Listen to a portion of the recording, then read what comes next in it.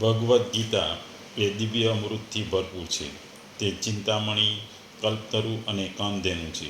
તમે તેમાંથી ગમે તે દોઈ શકો. એ અનંતતાનો ગ્રંથ છે. ભગવદ્ ગીતાનો અધ્યાય 2, શ્લોક 65મો. ભગવાન બોલ્યા કે અંતઃકરણ પ્રસન્ન થતાં આના સર્વ દુઃખોનો અભાવ થઈ જાય છે અને એ પ્રસન્ન ચિત્તના કર્મયોગીની બુદ્ધિ તત્કાળ બધી બાજુઓથી દૂર થઈ એક પરમાત્મામાં સારી પેટે સ્થિર થઈ જાય છે. બીજા શબ્દોમાં કહીએ તો આ પ્રમાણે કૃષ્ણ ભાવનામૃતમાં સંતુષ્ટ થયેલા મનુષ્ય માટે ભૌતિક અસ્તિત્વના ત્રિવિધ તાપ નષ્ટ થઈ જાય છે. આવી સંતુષ્ટ અવસ્થામાં તેની બુદ્ધિ તરત જ સારી રીતે સ્થિર થઈ જાય છે. આ 64મા અને 65મા શ્લોકમાં ભગવાન આપણને મન અને ઇન્દ્રિયો જે વશમાં કરે છે એ સાધક વડે વિષયોમાં વિચરણ કરવાના પ્રકારો અને તેના પરિણામો વિશે આપણને જણાવે છે. એના આગળના 2 શ્લોકોમાં 62માં 63માં ભગવાને આપણને બુદ્ધિ નાશ થાય છે અને એના કારણો આપણને જણાવ્યા હતા.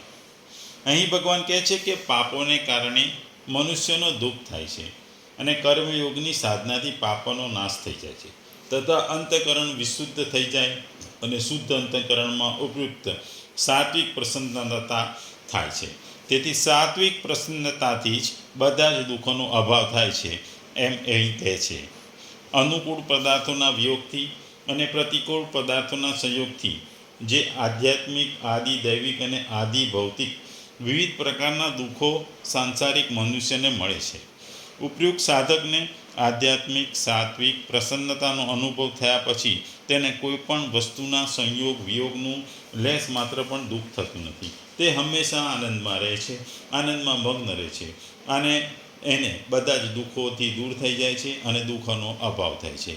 અહીં ભગવાન એવું જણાવવા માગે છે કે અંતઃકરણના પવિત્ર થયા પછી જ્યારે સાધકને આધ્યાત્મિક પ્રસન્નતા પ્રાપ્ત થાય છે ત્યારે તેનું મન ક્ષણ માત્ર માટે પણ તે સુખ અને શાંતિ ત્યજી શકતું નથી. કારણ કે તેના અંતઃકરણની વૃત્તિઓ બધી જ બાજુએ સંકેલાઈ જાય છે અને તેની બુદ્ધિ સિદ્ધ પરમાત્મામાં સ્વરૂપમાં સ્થિર થઈ જાય છે અને પછી તે નિશ્ચયમાં એક સચ્ચિદાનંદના પરમાત્માથી ભિન્ન કોઈ પણ વસ્તુ રહેતી નથી. આમ અહીં ભગવાન આપણને કહે છે કે અર્જુનના પ્રશ્નો સાધકના સંબંધમાં નહોતો, પણ અર્જુન સાધક છે. ભગવાન તેમને સિદ્ધ બનાવવા માંગે છે. તેથી સરળતાથી સમજાઈ શકાય તે માટે ભગવાને પહેલાં સાધકની વાત કરી અને છેવટે આગળના શ્લોકમાં તે સિદ્ધ ઉપસંહાર કરે છે.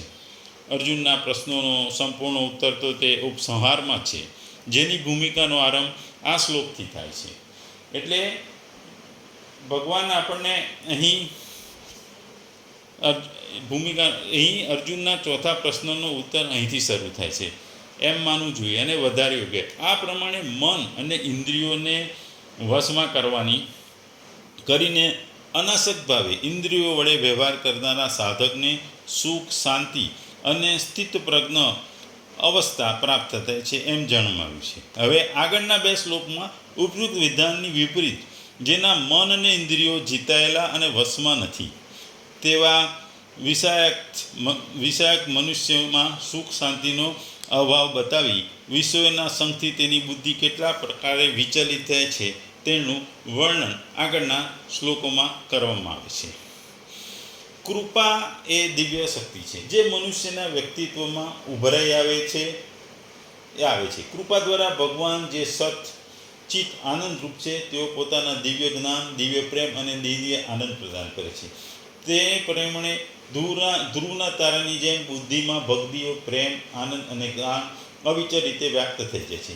ભગવાનની કૃપા દ્વારા જ્યારે આપણે દિવ્યતાના ઉત્કૃષ્ટ સ્વાદનો અનુભવ કરે છે ત્યારે ઇન્દ્રિય સુખો માટેની ઉત્તેજનાનું આપોઆપ શમન થઈ જાય છે. એકવાર સાંસારિક વિષયો માટેની લાલસા જો પૂર્ણ સમાપ્ત થઈ જાય ત્યારે મનુષ્ય સર્વ દુઃખોથી ઉપર ઉઠી જાય છે અને તેનું મન શાંત અને એકચિત્ત થઈ જાય છે. આ આંતરિક સંતુષ્ટિની અવસ્થામાં બુદ્ધિ તેના નિર્ણયને નિર્ણયમાં દ્રઢ બને છે અને એકમાત્ર ભગવાન જ સર્વ સુખોનો સ્ત્રોત છે અને આત્માનું પરમ લક્ષ્ય છે. અગાઉ બુદ્ધિ કેવળ ગ્રંથોમાં વર્ણિત જ્ઞાનના આધારે આનો સ્વીકાર કરતી હતી, પરંતુ તેને પરમ શાંતિ અને દિવ્ય આનંદનો અનુભવ થાય છે. તેથી કોઈ પણ સંશયના ઓછાયા રહિત બુદ્ધિ આ જ્ઞાન સાથે સંમત થાય છે અને ભગવાનમાં સ્થિર થઈ જાય છે. આપણી પાસે જેટલા પણ દુઃખો છે, જે સગળા પ્રકૃતિ અને પ્રકૃતિના કાર્ય શરીર સંબંધ સંસારના સંબંધિત થાય છે અને સુખની લાલસાથી થાય છે. સુખની લાલસા થાય છે ખિન્નતાથી, પરંતુ જ્યારે પ્રસન્નતા થાય છે ત્યારે ખિન્નતા દૂર થાય છે. ખિન્નતા દૂર થવાથી સુખની લાલસા નથી રહેતી. સુખની લાલસા નહીં રહેવાથી શરીર સંસાર સાથેના સંબંધ નથી રહેતો. સંબંધ નહીં રહેવાથી સગળા દુઃખોનો અભાવ થઈ જાય છે કે દૂર થઈ જાય છે. તાત્પર્ય એ છે કે પ્રસન્નતાની બે બાબત બને છે: સંસારથી સંબંધ વિચ્છેદ અથવા પરમાત્મામાં બુદ્ધિમાં સ્થિરતા.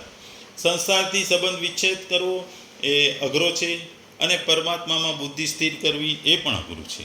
અને આ બે વસ્તુથી પ્રસન્નતા મળે છે. અને આ બે વસ્તુઓથી દૂર થવું અને આ બે વસ્તુઓ કરવી એ સામાન્ય માણસ માટે ખૂબ જ અઘરું છે. સંબંધો, ભાઈ ભાંડુ, માતા પિતા, ભાઈ બહેન, સગા સંબંધી, દીકરો દીકરી, એ બધા સંબંધોનો વિચ્છેદ કરવો એ ખૂબ જ અઘરો છે. એનાથી દૂર જવું એ પણ અઘરું છે. બીજું કે ભૌતિક સુખો, આજે ગાડી, બંગલો, મોટર, નોકર ચાકર, એ બધાનો પણ આપણે આનંદ હોય છે. એ બધું હોય તો આપણે સમાજમાં પ્રતિષ્ઠિત હોય છે. એટલે એનો પણ નિષેધ કરવો, એનો પણ વિચ્છેદ કરવો ખૂબ જ અઘરો છે. એટલે ભૌતિક સુખો, ભૌતિક આસક્તિ, મોહ, માયા, આ બધી વસ્તુઓનો ત્યાગ કરો કે વિચ્છેદ કરો ખૂબ જ અઘરો છે. એ રીતે પરમાત્મામાં પણ બુદ્ધિની સ્થિરતા કરવી એ પણ બહુ જ અઘરી છે. પરમાત્મામાં બુદ્ધિમાં સ્થિરતા લાવવા માટે અંતઃકરણ એટલે અંદરથી તમારે ભગવાનમાં મન કરવું પડે અને ભગવાનમાં બાહ્ય નહીં પણ આંતરિક અંદરના મનની શાંતિ અને ઇન્દ્રિયો ઉપર કાબૂ કરવો પડે, તો જ પરમાત્મામાં બુદ્ધિ સ્થિર થાય. આ જ વાત ભગવાને તેના પહેલા 53ના શ્લોકમાં પણ કહી હતી. નિશ્ચલા અને અચલા પદોથી કહી હતી. તેથી બુદ્ધિ સંસારમાં નિશ્ચલ અને પરમાત્મા અચલ થઈ જાય છે. અહીં કહેવાનું તાત્પર્ય એ નથી કે તેની સામે દુઃખદાયક પરિસ્થિતિ આવશે જ નહીં. ઉલટાનું તેનું તાત્પર્ય એ છે કે કર્મો પ્રમાણે તેની સમક્ષ દુઃખદાયી ઘટનાઓ અને પરિસ્થિતિ તો આવતા જતા રહેશે, પરંતુ તેના અંતઃકરણમાં દુઃખ, સંતાપ, ખળભળાટ વગેરે વિકૃતિ નથી આવી શકતી. પ્રસન્ન ચિત્તવાળો, સ્વચ્છ ચિત્તવાળો માણસ બુદ્ધિ બહુ જલ્દી જ પરમાત્મામાં સ્થિર થઈ જાય છે. અર્થાત સાધક પોતે પરમાત્મામાં સ્થિર થઈ જાય છે. તેમની બુદ્ધિ કિંચિત માત્ર પણ સંદેહ રહેતો નથી. ભગવદ વિષયકના પ્રસન્ન થાય અથવા ભગવાનને પ્રાપ્ત કરવા માટે વ્યાકુળતા થાય. આ બેમાંથી કોઈ એક પણ જો બહુ વધી જાય તો તે જલ્દી પરમાત્માની પ્રાપ્તિ કરાવી દે છે. જે રીતે ભગવાન પાસે જઈ રહેલી ગોપીઓ ને માતા પિતા, ભાઈઓ, પતિ વગેરે રોકી લીધી હતી, મકાનમાં પૂરી દીધી હતી, ત્યારે તે ગોપીઓમાં ભગવાનને મળવાની જે વ્યાકુળતા હતી તેનાથી એમના રજોગુણ તમોગુણ નષ્ટ થઈ ગયા અને ભગવાનનું ચિંતન કરવાથી જે પ્રસન્ન થાય તેનાથી તેમને સત્વગુણ નાશ પામ્યો. આ રીતે ગુણોના સંગથી રહિત થઈ તેઓ શરીરના ત્યાં જ ત્યજીને બધાથી પહેલાં ભગવાનને જઈ મળી. પરંતુ સાંસારિક વિષયોને લીધે જે પ્રસન્નતા અને ખિન્નતા થાય છે એ બંનેમાં ભોગોનો સંસ્કાર દ્રઢ થાય છે, અર્થાત સંસારનું બંધન દ્રઢ થાય છે. એના ઉદાહરણ સંસારમાં માત્રમાં સામાન્ય પ્રાણીઓ છે, જેઓ પ્રસન્નતા અને ખિન્નતાને લીધે સંસારમાં ફસાયેલા હોય છે. પ્રસન્નતા અને વ્યાકુળતા, ખિન્નતામાં અંતઃકરણ દ્રવિત થઈ જાય છે. જેવી રીતે પીગળેલા મીણમાં રંગ નાખવાથી મીણમાં તે રંગ સ્થાયી બની જાય છે, તેવી જ રીતે અંતઃકરણ પીગળી જવાથી ભગવત સંબંધી અથવા સાંસારિક જે કંઈ ભાવો આવે છે સ્થાયી બની જાય છે. સ્થાયી બનતા જતાં તે ભાવો ઉત્થાન અને પતન કરનારા બની જાય. આથી સાધક માટે એ ઉચિત છે કે સંસારની પ્રિયમાં પ્રિય વસ્તુ મળતા પણ પ્રસન્ન ના થવું અને અપ્રિય વસ્તુ મળવાથી ઉદ્વિગ્ન ન થવું. અહીં ભગવાન એક વિભાગ ભોગનો પણ છે અને એક વિભાગ યોગનો છે. રાગ દ્વેષ યુક્ત ભોગી મનુષ્ય જો વિષયોનું ચિંતન પણ કરે તો તેનું પતન થઈ જાય છે, પરંતુ રાગ દ્વેષથી મુક્ત યોગી મનુષ્ય જો વિષયોનું સેવન પણ કરે તો તેનું પતન થતું નથી, બલકે તે પરમાત્માની પ્રાપ્તિ થઈ જાય છે. રાગ દ્વેષથી મુક્ત મનુષ્ય ભોગ બુદ્ધિથી વિષયોનું સેવન કરતો નથી, અર્થાત ભોગજન્ય સુખ નથી લેતો, કારણ કે આ તેનું ધ્યેય નથી. તે ભોગોને રાગપૂર્વકનો ભોગવી ત્યાગપૂર્વક ભોગવે છે. તેથી તેનું અંતઃકરણ નિર્મળ થઈ જાય છે. ત્યાગપૂર્વક ભોગ વાસ્તવમાં ભોગ છે જ નહીં. લોકદૃષ્ટિમાં તેના દ્વારા ભોગોનું આચરણ દેખાય છે. તે અહીં 4 પદ વિષયાન ચરણ પદમાં આપેલ છે. રાગ દ્વેષથી મુક્ત થવાથી પ્રસાદની પ્રાપ્તિ થાય છે અને હંમેશા પ્રસન્નતા રહે છે. ક્યારેય ખિન્નતા ના આવે, નીરસતા ના આવે. આનું નામ પ્રસાદ છે. આ પ્રસાદની પ્રાપ્તિમાં પણ સંતોષ ન થઈ શકે. તેનો ઉપયોગ ન કરો તો ખૂબ જ જલ્દી પરમાત્માની પ્રાપ્તિ થઈ જાય છે. આમ અહીં ભગવાન આપણને કહે છે કે જો અંદરથી અને મન અને ઇન્દ્રિયો પર કાબુ અંતઃકરણથી આવી જાય તો મન તમારું નિર્મળ અને સ્વચ્છ થઈ જાય છે. આ સ્વચ્છ અને નિર્મળ મનથી સર્વ દુઃખોનો નાશ થાય છે. કારણ કે ચોખ્ખું અને નિર્મળ મન પર કોઈ સુખ દુઃખની, કોઈ હાનિ કે લાભ હાનિ કે કોઈની અસર થતી નથી. આવા શુદ્ધ ચિત્તના માણસની, યોગી કહો કે કર્મયોગી, કોઈની બુદ્ધિ એટલી બધી સરસ હોય છે અને એકચિત્ત હોય છે કે એ પરમાત્મામાં તરત જ સ્થિર થઈ જાય છે. અને પરમાત્માનું પામવા માટે એના માટે ખૂબ જ ઈઝી છે. કારણ કે એનું મન તન એકદમ નિર્મળ હોય છે. એનામાં કોઈ પણ જાતની ઇન્દ્રિયોનો ભોગની આશા નથી હોતું અને એનું મન એકદમ સ્વચ્છ હોય છે. અને આ શુદ્ધ ચિત્તથી જ્યારે કર્મયોગી ભગવાનની સેવા કરે, ભગવાનનું નામ દે, ભગવાનમાં સ્થિર થઈ જાય તો બહુ ઇઝી પડે છે અને એ ભગવાનમાં એને સ્થિર થવું ખૂબ જ સરળ પડે છે. એટલે ભગવાન અહીં કહે છે આ 2 શ્લોકોમાં 64માં કે રાગ દ્વેષ વિનાની અને પોતાના વશથી કરેલું ઇન્દ્રિયો વિષયનું સેવન કરતો રહી અને અંતઃકરણની નિર્મળતા પામે. અને આ અંતઃકરણની નિર્મળતા થતાં એના સર્વ દુઃખો નાશ થાય છે અને એ શુદ્ધ ચિત્તનો કર્મયોગી બની જાય છે અને એ ભગવાનમાં, તત્કાળ ભગવાનમાં અથવા પરમાત્મામાં ખૂબ સરળતાથી સ્થિર થઈ જાય છે. એટલે તમારે જિંદગીમાં ભગવાનમાં સ્થિર થવું હોય, ભગવાનને પૂજવા હોય, ભગવાનને પ્રસન્ન કરવા હોય કે ભગવાનને પ્રાપ્ત કરવા હોય તો તમારે પરમાત્માની પ્રાપ્તિ માટે તમારા મન અને ઇન્દ્રિયોને કાબૂમાં રાખવા પડે. આ બંને મન અને ઇન્દ્રિયો કોઈ પણ જાતના રાગ કે દ્વેષ માટે ના લલચાય, એના ઉપર કોઈ અસર ન થાય. અને જો આ રાગ દ્વેષ તમામ વસ્તુઓ ભૂલી જાઓ તો તમારું અંતઃકરણ, તમારું અંદરનું મન એ એકદમ નિર્મળ અને સ્વચ્છ થઈ જાય છે. અને આ સ્વચ્છતાનો માનવી ગમે તે કરી શકે. કારણ કે એને એટલી બધી સાધના હોય છે, એના એટલી બધી ચિત્ત હોય છે, શુદ્ધ ચિત્ત હોય છે કે એને ભગવાનમાં એ ચિત્ત પામવું, ભગવાનને પામવું અથવા ભગવાનમાં એનું મન સ્થિર કરવું બહુ ઇઝી હોય છે. કારણ કે એના મનમાં બીજી કોઈ આશાઓ નથી.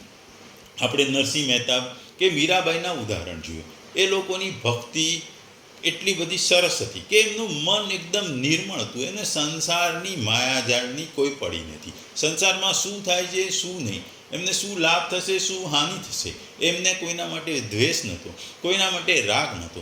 એ તો માત્ર મારો કૃષ્ણ, મારા ભગવાન એમાં જ રચ્યા પચ્યા હતા. એટલે એમનું અંતર્મન, અંતરચિત્ત એ ખૂબ જ નિર્મળ અને સ્વચ્છ હતું. અને આ સ્વચ્છ અને નિર્મળ મન અને એમનું ચિત્ત એકદમ શુદ્ધ કરી નાખે છે. અને શુદ્ધ ચિત્તને લીધે એ પરમાત્મામાં એમની ભક્તિ અનન્ય હોય છે ને એ ભક્તિમાં ખૂબ જ સ્થિર થઈ જાય છે અને મન લગાવીને ભક્તિ કરે છે. અને આ ભક્તિથી પણ ભગવાન પ્રસન્ન થાય છે.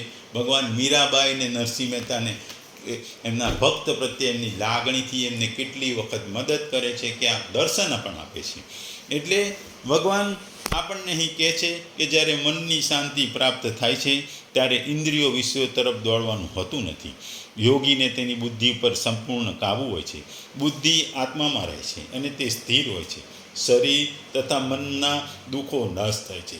એટલે મનની શાંતિ પ્રાપ્ત જ્યારે થાય કે ત્યારે તમે મનને ત્યારે નિર્મળને સ્વિચ જ્યારે બનાવી શકો ત્યારે કે તમારે ઇન્દ્રિયો પર કાબુ હોય, ઇન્દ્રિય વિષયો તરફ તમને કોઈ રાગ દ્વેષ ના હોય, કોઈ આશા કે નિરાશા ના હોય, કોઈ લાભ કે હાનિ ના હોય, કે શુભ કે અશુભ ના હોય, ત્યારે એની આ ઇન્દ્રિયો વિષય તરફ એ સંપૂર્ણપણે ઇન્દ્રિય વિષયોને નિગ્લેક્ટ કરે, એની તરફ જોવે નહીં ત્યારે એની બુદ્ધિ ઉપર એનું સંપૂર્ણ કમાન્ડ આવી જાય છે. એ બુદ્ધિ ઉપર એનો સંપૂર્ણ કંટ્રોલ આવી જાય છે. અને જેની બુદ્ધિ સંપૂર્ણ કાબૂમાં હોય તેનો આત્મા પણ બુદ્ધિ આત્મામાં રહે છે. એટલે બુદ્ધિ પર કંટ્રોલ રહેવાથી આત્મા પણ સ્થિર થઈ જાય છે, આત્મા નિર્મળ થઈ જાય છે. અને એને કોઈ શરીર ઉપર, એની આત્મા ઉપર કોઈ પણ જાતના દુઃખ સુખનો અસર થતી નથી. અને એનું ચિત્ત એ ભગવાનને પામવામાં ખૂબ જ સરળતાથી અને ત્વરિત તત્કાળ પરમાત્મામાં સ્થિર થઈ જાય છે અને એ પરમાત્માને પામી શકે છે. આમ ભગવાન કહે છે કે કોઈ પણ વસ્તુ જો તમારે જીવનમાં પામવી હોય તો તમારે એ વસ્તુ માટે ખૂબ જ પ્રયત્નો કરવા પડે, એક ભાવ થઈને પ્રયત્નો કરવા પડે. એક જ ઇન્દ્રિયો, જેમ ભગવાન અર્જુનને માત્ર પક્ષીની આંખ દેખાય તેમ તમારે પણ તમારા લક્ષ્ય માટે એક જ વસ્તુનું ધ્યાન રાખીને કામ કરવું પડે. આની તમારે બીજી કોઈ આશાઓ કે નિરાશાઓ રાખવી ના પડે. તમારે એ જે વસ્તુનો ધ્યેય તરફ તમે હંમેશા એક જ દિશામાં સતત મંડ્યા રહો, એક ચિત્તે તમે એ વસ્તુ માટે કામ કરો. એક નિર્મળ મનથી તમે એ વસ્તુનું ધ્યાન ધરો કે એના માટે પ્રયત્નો કરો કે તમે એની પાછળ સતત મંડ્યા રહો, તો એ વસ્તુ અથવા તમારો સક્સેસ, તમારું ધ્યેય પૂરું થશે અને થશે. જેમ તમારું મન નિર્મળ અને એકચિત્ત થવાથી ભગવાનને પામી શકો છો, તેમ સંસારમાં પણ તમારી કોઈ પણ ધ્યેયને માટે પામવા માટે સતત મંડ્યા રહેવું પડે, સતત કાર્યશીલ રહેવું પડે. એક ચિત્તે એ વસ્તુમાં રચ્યા પચેરું હોય. વિદ્યાર્થીએ સારા માર્ક્સ કે નંબર મેળવવા માટે ભણવા ગણવામાં એક ચિત્ત થવું પડે, ધ્યાન આપવું પડે. એણે બીજી બધી રમત ગમત આ તે કે સોશિયલ મીડિયામાં ધ્યાન ના આપવું પડે. એમ ભગવાનની ભક્તિ પણ એક ચિત્તે મળે છે, પરમાત્મામાં સ્થિર થવાથી મળી જાય છે. એમ કોઈ પણ ધ્યેય કે કોઈ પણ તમારી અભિલાષાઓ પૂર્ણ કરવી હોય તો તમારા મનને એ માર્ગમાં, એક જ માર્ગમાં સ્થિર કરી અને શુદ્ધ મનથી અને પૂરા જોરથી પ્રયત્નો કરો તો તમે એ વસ્તુને પણ પામી શકો છો.